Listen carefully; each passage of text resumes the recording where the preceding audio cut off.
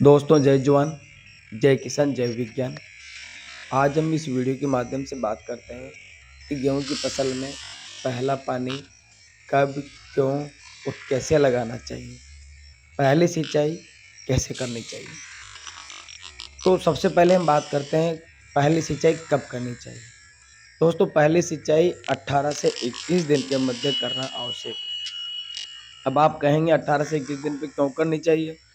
तो इसके लिए मैं आपको बताना चाहता हूँ कि हमारी जो गेहूं की फसल है, जो हमारे गेहूं के पौधे हैं, उनमें 18 से 21 दिन पर एक जड़ का निर्माण होता है। उस जड़ को हम शीर्ष जड़, सिकड़ जड़ या क्राउन रूट कहते हैं।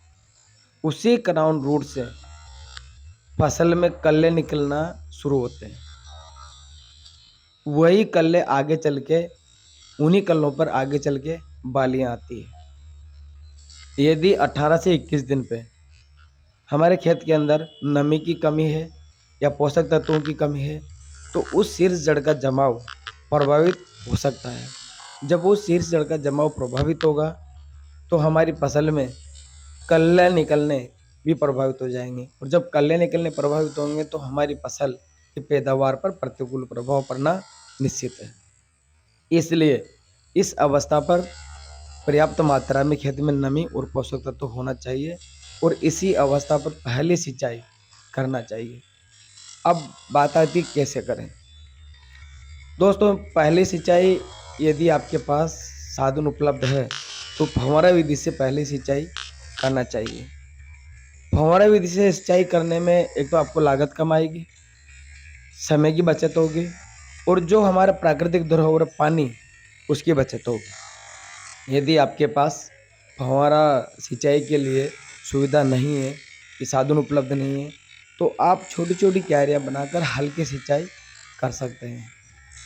काफ़ी बार हमने देखा है किसानों को बड़ी बड़ी क्यारियाँ बनाकर गेहूं की सिंचाई करते हैं।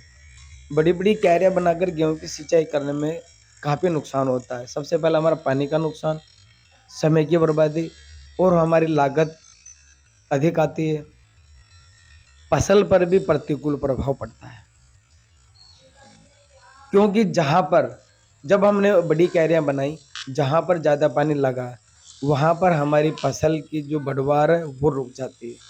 क्योंकि जहाँ पर ज़्यादा पानी लगा, वहाँ पर मिट्टी में हवा का आवागमन, जिसको हम वायु संचार बोलते हैं, वो प्रभावित हो जाता है।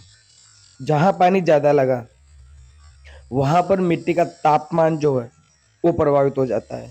जहाँ पर पानी ज़्यादा लगा, वहाँ पर पोषक तत्व जड़ क्षेत्र से नीचे चले जाते हैं। जहाँ पर पानी ज़्यादा लगा, वहाँ पर सूक्ष्म जीवों की क्रियाशीलता प्रभावित हो जाती है, जिसके कारण हमारी फसल की जो जड़ें हैं वो सही से वृद्धि नहीं कर पाती है, और हमारी फसल पीली पड़ जाती है। जहाँ पर पानी कम लगा, वहाँ पर किसान बंधु क्या करते हैं, हाथ से पानी का छिड़काव कर देते हैं या हत्था मार देते हैं। वो भी हमारी फसल के लिए हानिकारक होता है, क्योंकि जहाँ पानी कम लगा, वहाँ पर फसल जल्दी पानी की मांग करने करने लगती है। इसलिए हल्की सिंचाई करना आवश्यक।